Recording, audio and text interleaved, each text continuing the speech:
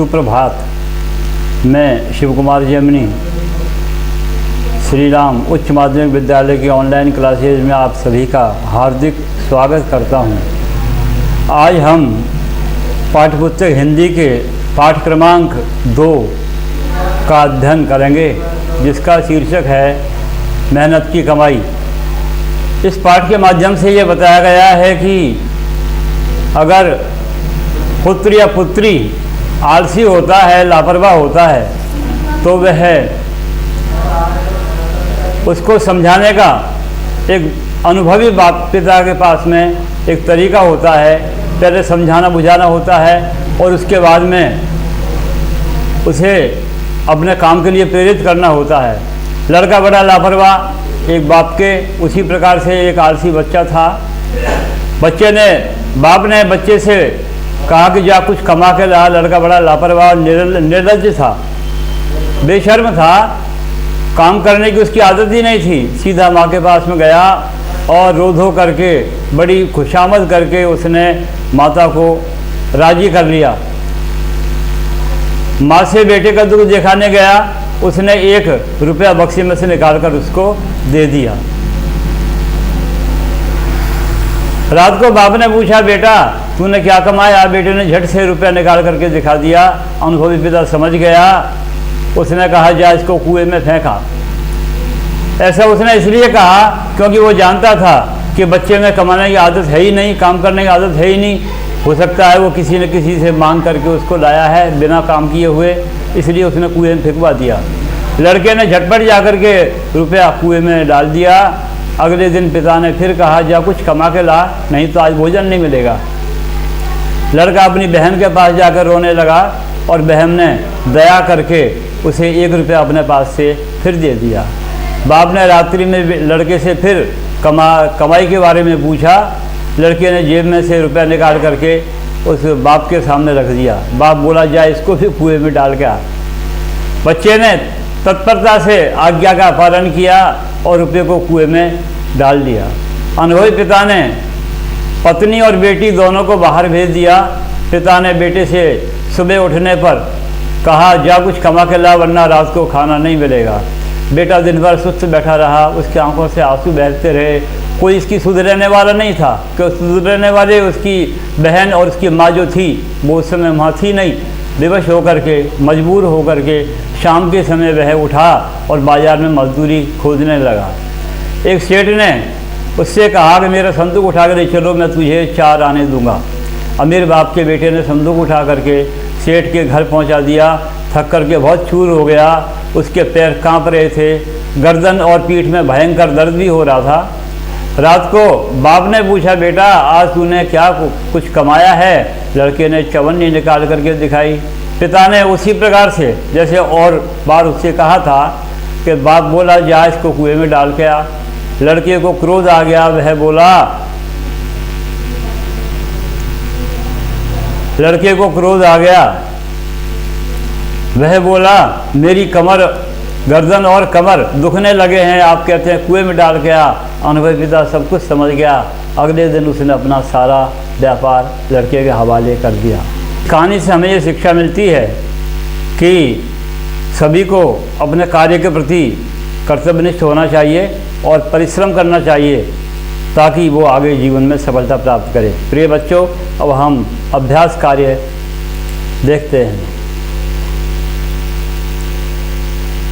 पहला प्रश्न है, पिता ने बेटे को बुला करके क्या कहा? पिता ने बेटे को बुला करके, इसका आंसर है, उत्तर है इसका, पिता ने बेटे को बुला करके कहा जाओ कुछ कमा के लाओ, अन्यथा शाम को भोजन नहीं मिलेगा। बालक सरलता से 1 रुपया, दूसरा प्रश्न, बालक सरलता से 1 रुपया कुएं में क्यों फेंक देता था? बालक सरलता से 1 रुपया कुएं में इसलिए फेंक देता था क्योंकि वो रुपया उसकी मेहनत की कमाई का नहीं था, बल्कि मांग मांग के लाया करता था और दिखा देता था, इसलिए उसको फेंक देता था। बालक ने अंतिम दिन, प्रश्न नंबर 3, बालक ने अंतिम दिन चवन्नी कुएं में क्यों नहीं फेंकी? क्योंकि अंतिम बार बालक ने वास्तव में परिश्रम किया था, उसके हाथ पैर दर्द करने लगे थे, उसको बुखार भी आ गया था, इसलिए जब परिश्रम की कमाई वो फेंकी नहीं जाती, इसलिए बच्चे को क्रोध भी आ गया और उसने उस कमाई को कुएं में नहीं फेंका। इसके बाद जो लिखें शीर्षक वाला है रिक्त स्थान भरें, ऊपर एक इंडेक्स बनी हुई है, उस इंडेक्स में बुखार, दुखने, माँ, रोने और बेटी इस प्रकार के शब्द हैं। हमें इन खाली स्थानों में ऊपर से जो सही शब्द है उसको लाना है और खाली स्थान में भरना है।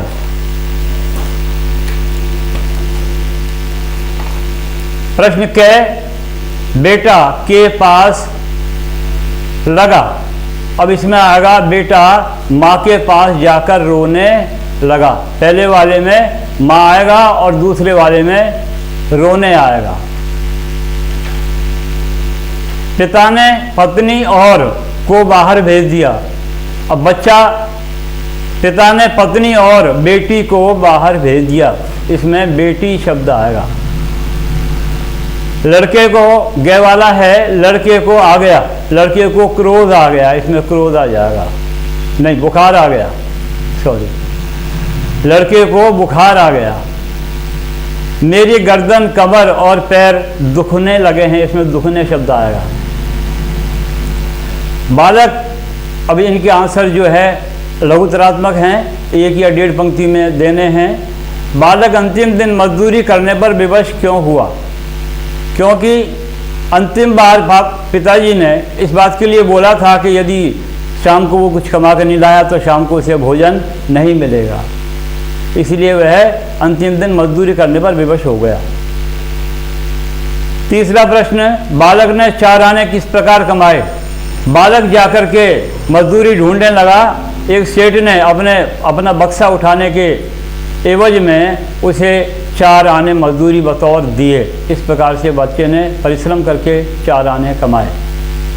बेटा दिन भर सुस्त बैठा रहा, उसकी आंखों से आंसू क्यों बहने लगे? बेटा दिन भर सुस्त बैठा रहा, उसकी आंखों से आंसू बहते रहे। बेटा उदास क्यों बैठा था?